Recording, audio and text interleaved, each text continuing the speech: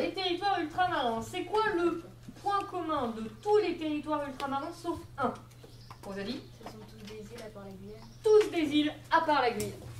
Et ce sont les anciennes colonies françaises qui n'ont pas demandé ou pas obtenu leur indépendance. Alors on les classe en deux catégories. Les DROM. D'un côté les DROM, départements et régions d'outre-mer.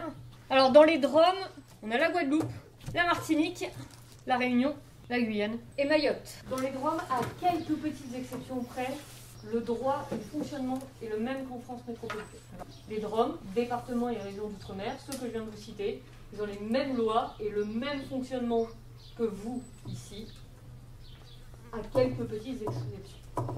Et après, on a les COM, les collectivités d'outre-mer, dans lesquelles il y a Saint-Pierre et Miquelon. Ensuite, Wallis et Futuna, ça s'écrit W-A-2-L-I-S, et Futuna. Saint-Martin, Saint-Barthélemy, et enfin la Polynésie française, qu'en général vous appelez Tahiti.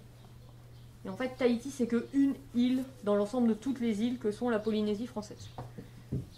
Et donc dans les COM, le droit est différent de la France métropolitaine. France métropolitaine, ils ont parfois des administrations qui sont différentes. Et vous notez que, pour mémoire, que la Nouvelle-Calédonie est en train de demander son indépendance. Et donc dans la vidéo, l'exemple que j'avais développé, parce que c'est quelque chose qu'on a fait pendant le distanciel, dont j'y reviens, c'est l'exemple de la Guadeloupe. Alors je vais vous réexpliquer, et comme ça si vous êtes capable de développer cet exemple-là dans un développement construit. Alors la Guadeloupe c'est une île, ça jusque-là, qui avait basé son développement économique sur le sucre. Quel type de sucre? Kylian? Le sucre roux. Oui, qui est produit à partir de quoi? Oui. Des betteraves. Ah non, raté. Lucas? La canne à sucre. On dit le sucre de canne. Sucre roux, c'est le sucre de canne. Ok, et justement, quels problèmes ont-ils rencontrés? Kylian? Je sais plus comment, les Français, ils ont eu un blocus, non? Oui. Et ils ont développé un sucre à partir de betterave. Exactement. Et donc, le développement du sucre de betterave, ça a eu quelles conséquences sur le sucre de canne? Amélie? Ça crée une concurrence. Ça a créé une concurrence et le sucre de canne s'est retrouvé en crise parce qu'il ne se vendait plus ou de moins se vendait beaucoup moins bien.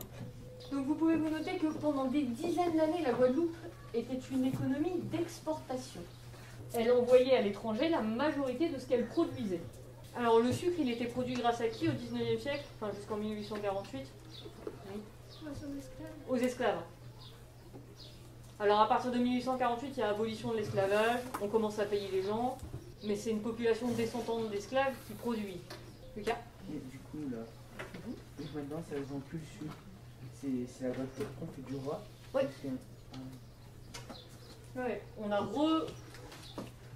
a recentré l'économie sur la production de rhum.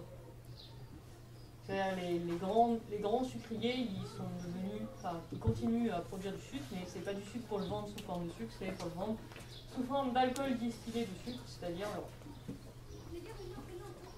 Aujourd'hui, c'est une économie d'importation. La Guadeloupe fait venir de France métropolitaine, mais aussi d'autres pays, l'essentiel des marchandises qu'elle consomme au quotidien.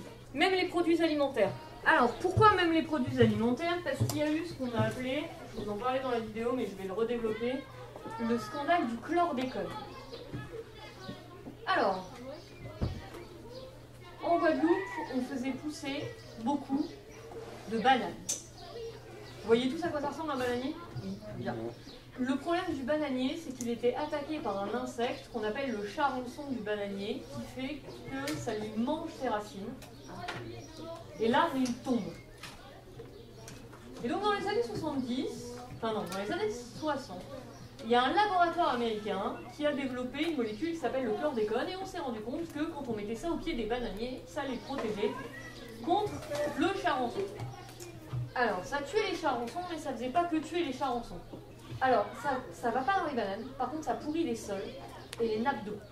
C'est-à-dire quand il pleut, et en Guadeloupe il pleut tous les jours, un petit peu, il pleut tous les jours, enfin un petit peu, parfois beaucoup, ça s'infiltre dans les nappes phréatiques. Et ça pourrit le sol. C'est-à-dire qu'en Guadeloupe aujourd'hui, on sait qu'il est contaminé au chlordécone 90% des sols. La Guadeloupe est le département français dans lequel il y a le plus de cancers. Et de cancer de la prostate en particulier. Et c'est une maladie qui est liée au chlordécone. Théoriquement, il a été interdit en 1993. On sait que jusqu'en 2015, certains propriétaires, certains béquets, faisaient utiliser le chlordécone à leurs ouvriers agricoles. 2015, c'était il y a 6 ans. On sait que le chlordécone est toxique depuis 1973. Tout ce qui pousse dans le sol ou sur le sol est contaminé. Donc les patates douces, tout ce qui pousse en fait au ras du sol. C'est pas un problème pour les fruits, parce que le chlordécone n'a pas d'affinité avec la sève, donc il ne remonte pas à l'intérieur des arbres. Donc les bananes, ça va, les mangues, ça va, le fruit de la passion, ça va. Donc aujourd'hui, on sait que les sols, les nappes d'eau doivent être dépolluées. Et il y a depuis qu'on a révélé le scandale du chlordécone, il y a une méfiance de la part des Guadeloupéens qui ne veulent pas, pour certains, acheter des productions locales parce qu'ils ont peur d'être contaminés au chlordécone. Donc ils préfèrent aller dans les grandes surfaces, acheter des trucs qui ont traversé la moitié de la planète, mais qui ne sont pas contaminés. Vous vous rendez compte qu'en termes de bilan carbone, c'est pas terrible. Hein.